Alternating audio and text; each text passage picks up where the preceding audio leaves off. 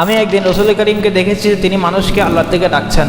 লাত এবং উজ্জা এগুলো তাদের প্রসিদ্ধ উপাস্যদের নাম। কিভাবে দাওয়াত দিয়েছেন, অর্থাৎ দাওয়াতের কিছু মাই ইউবিনি, কে আমাকে আশ্রয় দিবে, মাই ইয়ানসুরনি, কে আমাকে সাহায্য করবে যাতে আমি হাত্তা আবলুগ রিসালাত রাব্বি ওয়ালাহুল জান্নাহ ফাইন উফিতুম ফালাকুমুল জান্নাহ। আল্লাহ রাসূল বলেন, তোমরা যদি এই সমস্ত বিষয় মেনে চলো তাহলে তোমাদের জন্য জান্নাত। বাইয়াতুল আকাবা অর্থাৎ জায়গার নাম অনুসারে বাইয়া মিন কিবালিক, আপনার পক্ষ থেকে একজন সাহাবীকে পাঠান, ইসলাম কবুল করেছেন, তার ইসলামকে প্রকাশ করেছেন। সাদ ইবনে আব্বাস ইবনে আব্দুল মুত্তালিব প্রথমে তাদেরকে কথা বলেন, তাদেরকে উদ্দেশ্য করে কথা বলেন। রাসূলের ইস্তেকবালের ফিল্ড আগে থেকেই তৈরি ছিল। सैयदुल अवलीन सैयदुल आखिरीन वो है मेरा नबी, वो है मेरा नबी। तुझसा कोई नहीं, तुझसा कोई नहीं, मुस्तफा मुस्तफा। নাহমাদুহু ওয়া নুসাল্লি আলা রাসূলিহিল কারীম, আম্মা বা'দ, ফাআউযু বিল্লাহি মিনাশ শাইতানির রাজীম, বিসমিল্লাহির রহমানির রহিম, ওয়া মা আরসালনাকা ইল্লা রাহমাতাল লিল আলামিন। আমরা ইতিমধ্যে মেরাজের সম্পূর্ণ আলোচনা শেষ করেছি এবং মেরাজের শিক্ষা কি সেটাও আমাদের জানা হয়েছে। তো মেরাজের শিক্ষার মধ্যে আমরা পেয়েছি যে রাসূলুল্লাহ সাল্লাল্লাহু আলাইহি সাল্লামকে আল্লাহ তাআলা ওই যুগের সর্বোচ্চ টেকনোলজির মধ্যে আল্লাহ পাক উত্তীর্ণ করেছেন এবং বিজ্ঞান এবং প্রযুক্তিতে উত্তীর্ণ হওয়া এটি কোনো খারাপ কাজ নয়, বরং এটি বর্তমান জমানে আরো বেশি দরকার এবং এটির জন্য পৃষ্ঠপোষকতা মুসলমানদের পক্ষ থেকে হওয়া দরকার। মুসলমানদেরকে এই সমস্ত বিষয়ে আগ্রহী হওয়া দরকার। তো আজকে আমরা যাব তাহলে এর পরের ধাপে, অর্থাৎ হিজরতের আগে কয়েকটি ঘটনা একটু উল্লেখযোগ্য যেটা সিরাতের মধ্যে অবিচ্ছেদ্য অংশ।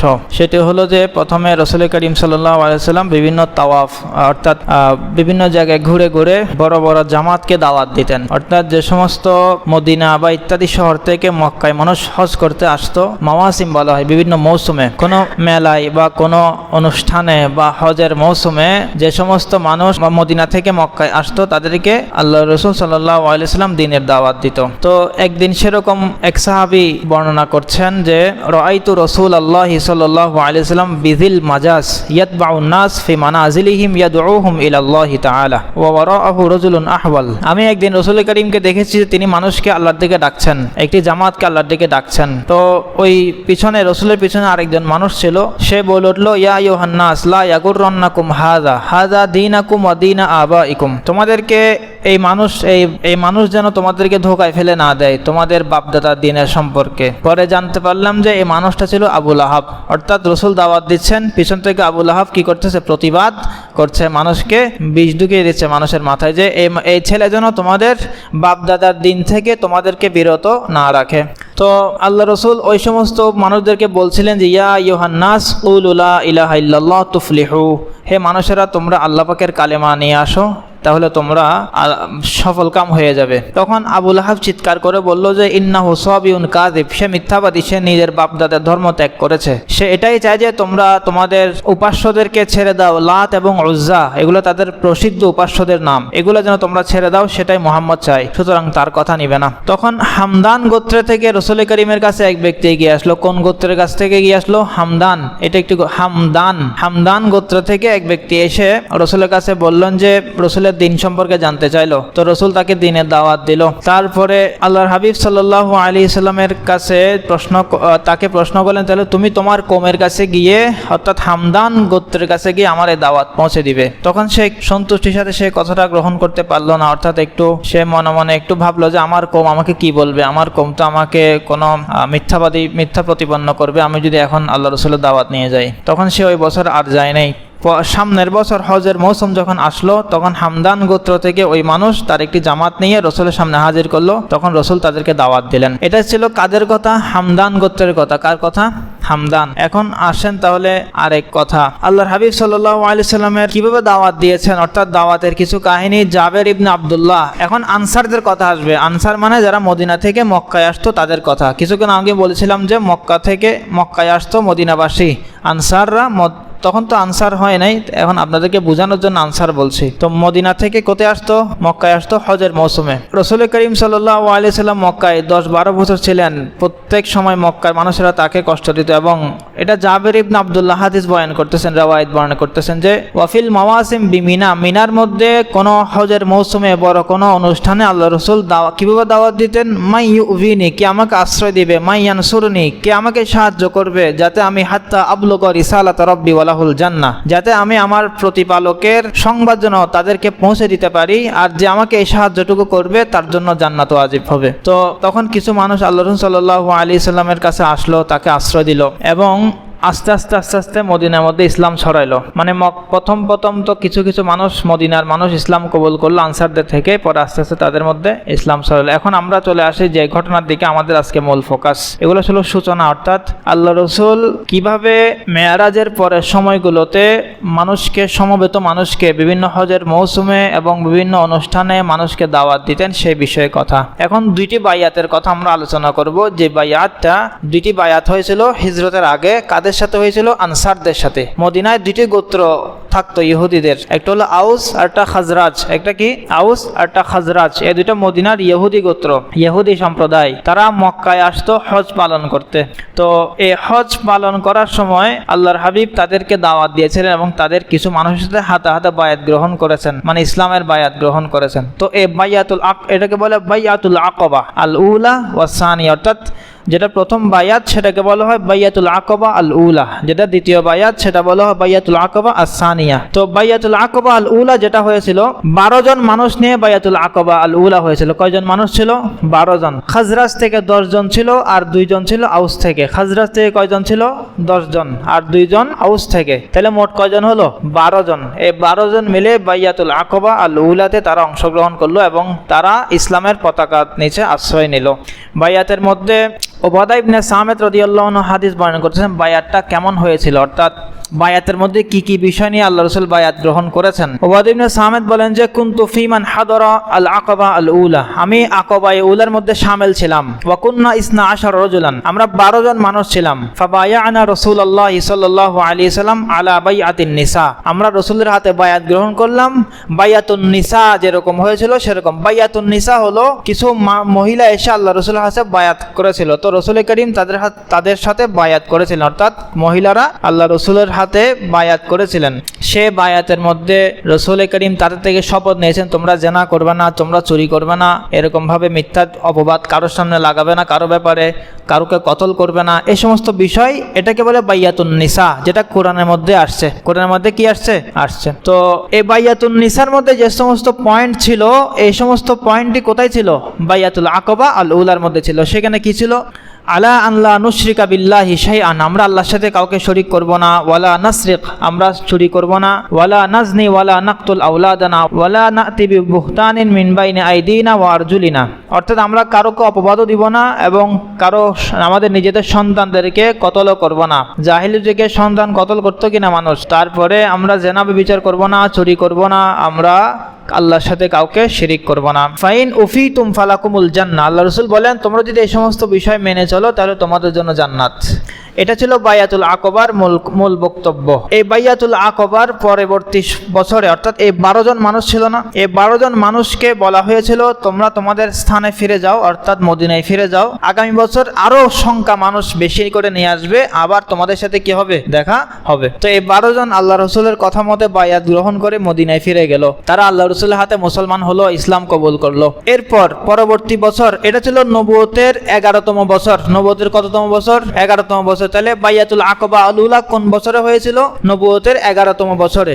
আর এর পরের বছর হজের মৌসুমে নবুয়তের 12তম বছরে 73 জন পুরুষ আর 2 জন মহিলা, মোট 75 জন রাসূল করিমের হাতে বায়াত গ্রহণ করেছে। এটাকে বলা হয় কি? বাইয়াতে সানিয়া, বাইয়াতে আকবা আর সানিয়া। মিনার মধ্যে একটি জায়গার নাম আছে যেটাকে আকবা বলা হয়। কি বলা হয়? আকবা। এই মিনার, এই আকবা জায়গার নাম অনুসারে ওই জায়গায় ওই বায়াতটা রাসূল করিমের সাথে আনসারদের হয়েছিল, যার কারণে সেটাকে কি বলা হয়? বাইয়াতুল আকবা, অর্থাৎ জায়গার নাম অনুসারে বাইয়া। এখানে কেউ যদি বলা হয়, মানে আমাদের এখানে যে, অর্থাৎ যদি কেউ বলা হয় এই মদনিয়া মসজিদে কোনটা বাইয়াত, তাহলে বলে বাইয়াতুল মাদানিয়া, বাইয়াতুল মাদানিয়া। তো সেরকম ভাবে বাইয়াতুল আকবা কেন নামকরণ করা হয়েছিল? আকবা নামক স্থানে মিনার মধ্যে এক এলাকা আছে কি আকবা, ওই আকবা নামক স্থানে রাসূল করিমের সাথে আনসারদের হাতে হাত রেখে প্রথম বায়াতে ছিল 12 জন, দ্বিতীয় বায়াতে ছিল কতজন? 75 জন, 73 জন পুরুষ আর 2 জন মহিলা। এখানে আরেকটি কথা রেখে যায় যে এই 12 জন যাওয়ার পরে, মদিনায় যাওয়ার পরে তার রাসূলের কাছে সংবাদ পাঠাইলো যে আমাদের কাছে একজন সাহাবী পাঠান যিনি আমাদেরকে ইসলাম ধর্ম সম্পর্কে শিক্ষা দিবে। অর্থাৎ তাহলে বোঝা গেল কি ইসলাম আনার সাথে সাথে কি হলো? তালিম শুরু হয়ে গেল, কোরআনের তালিম শুরু হয়ে গেল। তো আল্লাহ রাসূল সাল্লাল্লাহু আলাইহি সাল্লাম এখানে দেখেন কি লিখেছে, লাকাদ বাআসু ইলা রাসূলিল্লাহি সাল্লাল্লাহু আলাইহি সাল্লাম আনি বাআস ইলাইনা রাজুলান মিন কিবালিক, আপনার পক্ষ থেকে একজন সাহাবীকে পাঠান, ফায়াদুন নাসা বিকিতাবিল্লাহ, যেন আল্লাহর কোরআন দিয়ে সে মানুষকে দাওয়াত দিতে পারে। কাকে দাওয়াত দিবে? মানুষকে দাওয়াত দিবে। ফাইন্নাহু আদনা আইয়ুত্তাবা, ফাবাআসা ইলাইহিম রাসূলুল্লাহ সাল্লাল্লাহু আলাইহি সাল্লাম মুসআব ইবনে উমাইর, মুসআব ইবনে উমাইরকে পাঠানো হয়েছে কোথায়? মদিনায়। কয় কারণে? 2 কারণে, একটা তালিম করবা আর একটা হলো দাওয়াত দিবা। কোরআন আয়াত শুনিয়ে মদিনার মানুষকে, মদিনার ইহুদিদেরকে দাওয়াত দিবে এবং মানুষকে কি করবে? কোরআনের তালিম শিক্ষা দিবে, অর্থাৎ কোরআন শিক্ষা দিবে। তো মুসআব ইবনে উমাইর রাদিয়াল্লাহু আনহু প্রথম সাহাবী যিনি মদিনায় গিয়েছেন কিসের উদ্দেশ্যে? তালিমের উদ্দেশ্যে, মানুষকে শিক্ষা দেওয়ার উদ্দেশ্যে এবং দাওয়াত দেওয়ার উদ্দেশ্যে। তো মুসআব ইবনে উমাইর রাদিয়াল্লাহু আনহু হাতে অনেক সাহাবী ইসলাম কবুল করেছেন। দেখেন এখানে বলেছেন যে সাদ ইবনে মুআজ নামে যে সাহাবী আছে, সাদ ইবনে মুআজ, তিনিও মুসআব ইবনে উমাইরের হাতে ইসলাম কবুল করেছেন কোরআনের বাণী শুনে।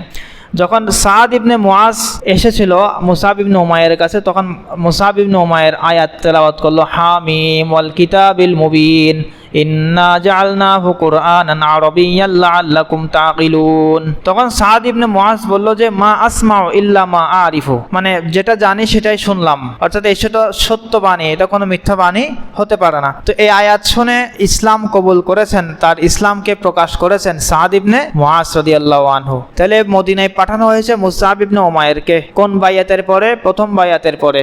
মুসআব ইবনে উমাইরের কাজ ছিল মানুষকে দাওয়াত দেওয়া, তালিম দেওয়া। মুসআব ইবনে উমাইরের হাতে অনেক মানুষ, অনেক ইহুদি ইসলাম কবুল করেছেন। এরপর আসেন বায়াতে সানিয়ার মধ্যে, বায়াতে আকবা সানিয়া। আকবা সানিয়ার মধ্যে 75 জন মানুষ ছিলেন, সাহাবায়ে কেরাম ছিলেন, তারা একটি ঘাটিতে অবস্থান করছিলেন। ওই ঘাটিতে 2 জন তাদের সাথে দেখা করতে গিয়েছিলেন, লুকোচুরি ভাবে বায়াত হচ্ছিল, জানে না, কেউ জানে না। মক্কাবাসী জানলে তো তাদেরকেও পেরে দিত, রসুলকে কি খবর করে ফেলতো। তখনও মক্কাবাসী অনেক ক্ষিপ্ত ছিল আল্লাহ রসুলের ব্যাপারে। তো এই সমস্ত মানুষদের সাথে রসুল সাল্লাল্লাহু আলাইহি সাল্লাম তার চাচা আব্বাস ইবনে আব্দুল মুত্তালিবের সাথে গেলেন। তখন আব্বাস ইবনে আব্দুল মুত্তালিব মুসলমান হন নাই, কিন্তু ভাতিজার কাজকর্ম দেখার জন্য আল্লাহ রসুলের সাথে কোথায় গিয়েছিলেন? ওই ঘাটির মধ্যে গিয়েছিলেন, যে ঘাটিতে 75 জন মদিনাবাসী আল্লাহ রসুলের অপেক্ষায় ছিল। আব্বাস ইবনে আব্দুল মুত্তালিব প্রথমে তাদেরকে কথা বলেন, তাদেরকে উদ্দেশ্য করে কথা বলেন, দেখো আমার ভাতিজার অবস্থা মক্কায় বেশি ভালো না, সে হয়তো তোমাদের কাছে হিজরত করে যেতে হতে পারে কিছুদিনের মধ্যে। তিনি তাদেরকে ভাতিজা সম্পর্কে কিছু কথা বললেন। এরপরে বাইয়াতুল আকবা সানিয়া, আল্লাহর হাবিব সাল্লাল্লাহু আলাইহি সাল্লাম ওই কথাগুলো বাইয়াতুল আকবা আল উলাতে হয়েছিল, সেগুলো আবার তাদেরকে করে বায়াত আকবা সানিয়া হয়েছিল। শুধু একটা বিষয়, বাইয়াতুল আকবা সানিয়া, বায়াতুল আকবা আল উলা, প্রথম আর দ্বিতীয়টার মধ্যে শুধু একটা বিষয় পার্থক্য, সেটা হলো প্রথম বায়াতের মধ্যে যুদ্ধ বিগ্রহের উপর কোনো বায়াত গ্রহণ করা হয়নি, কিন্তু বায়াত সানিয়ার মধ্যে, দ্বিতীয়টার মধ্যে কি যুদ্ধের কথা উল্লেখ আছে, অর্থাৎ যদি ইসলামের স্বার্থে যুদ্ধ করা লাগে সেটার জন্য তোমরা কি থাকো? তৈরি থাকো। এভাবে তারা 75 বাহিনী আবার মদিনায় ফিরে গেল। মদিনায় ফিরে যাওয়ার পরে এমন অবস্থা হলো, মদিনার মুসআব ইবনে উমাইরের দাওয়াতও চলছে, এরাও গিয়ে দাওয়াতের কাজ করছে।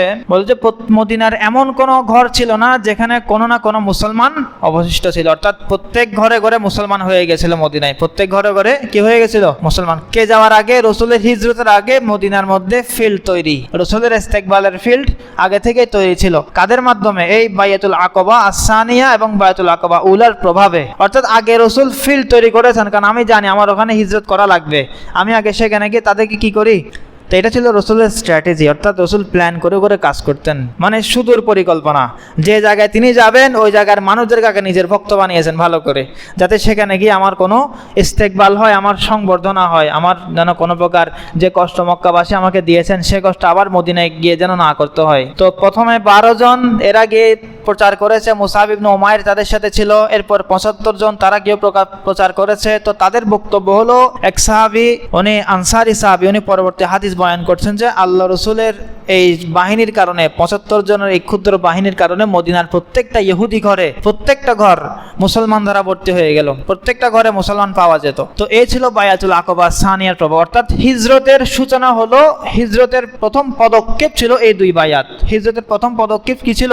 এই দুই বায়াত। অর্থাৎ এই দুই বায়াত যদি না হতো এবং রাসূল করিম সাল্লাল্লাহু আলাইহি সাল্লাম মদিনাবাসীকে টার্গেট করে করে তাদের জামাতে গিয়ে গিয়ে যদি আল্লাহর কথা না বলতেন, তারাও বায়াত গ্রহণ করতে আসতো না, আর বায়াত গ্রহণ না হলে মদিনার ফিল্ডও তৈরি হতো না। তাহলে হিজরতের পূর্বে কোন দুই বায়াত হয়েছিল? বায়াতুল আকবা সানিয়া এবং উলা। এই দুই বায়াত হিজরতের জন্য আমরা বলতে পারি সেটা পদক্ষেপ স্বরূপ, প্রাথমিক পদক্ষেপ স্বরূপ।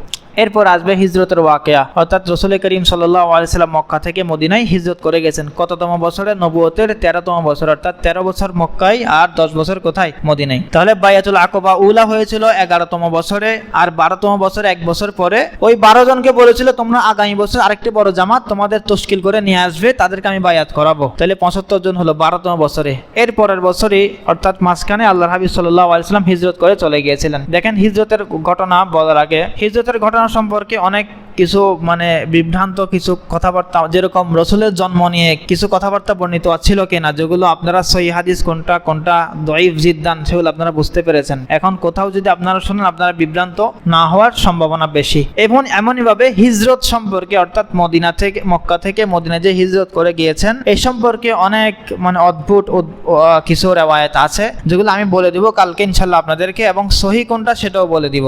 অর্থাৎ বিষয়টা কি ছিল এটাও বলা হবে, এবং কোনটি আপনারা শুনেছেন কিন্তু এগুলো সহি সনদে সাবেত নয় সেটাও ইনশাল্লাহ পরিষ্কার হয়ে যাবে। তো হিজরতের কাহিনীটা হলো, হিজরতের মূল বিষয়টা হলো যে একটু টেকনিক্যাল বিষয়, একটু সাথীরা বেশি থাকলে সেটা আলোচনা করলেও ভালো, যাতে সব সাথী একসাথে জানতে পারে।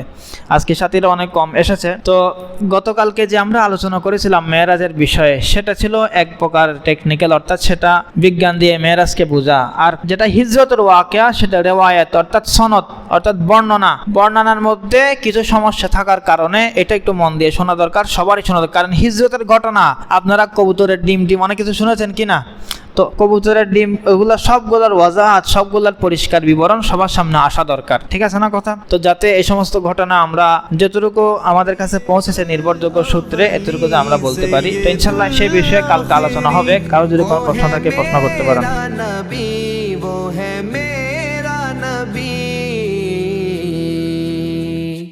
तुझसा कोई नहीं, तुझसा कोई नहीं, मुस्तफा मुस्तफा मुस्तफा।